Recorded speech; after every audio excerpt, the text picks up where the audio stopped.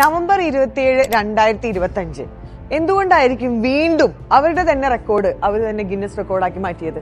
അതെ, ഈ ഒരു കമ്മ്യൂണിറ്റി നിങ്ങൾ നോക്കിയാൽ മതി.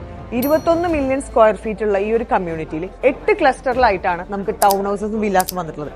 ദുബായിൽ തന്നെ നമുക്ക് നോക്കുകയാണെങ്കിൽ 90% അപ്പാർട്ട്മെന്റ്സിന്റെ അടുക്ക് 10% മാത്രം നിലവിലുള്ള ടൗൺ ഹൗസ് കമ്മ്യൂണിറ്റിയാണ് നമ്മൾക്ക് കാണാനുള്ളത്.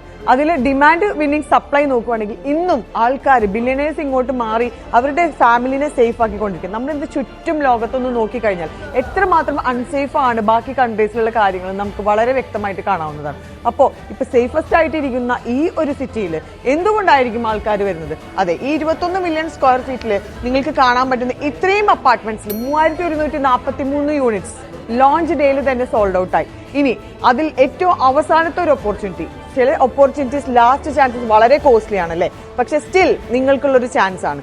2.9 മില്യൺ, അതെ വെറും 2.9 മില്യൺ സ്റ്റാർട്ടിംഗ് പ്രൈസിൽ 4 ബെഡ്റൂം ടൗൺ ഹൗസ് സ്വന്തമാക്കാനുള്ള ലാസ്റ്റ് ആൻഡ് ഫൈനൽ ചാൻസ് ആണ്.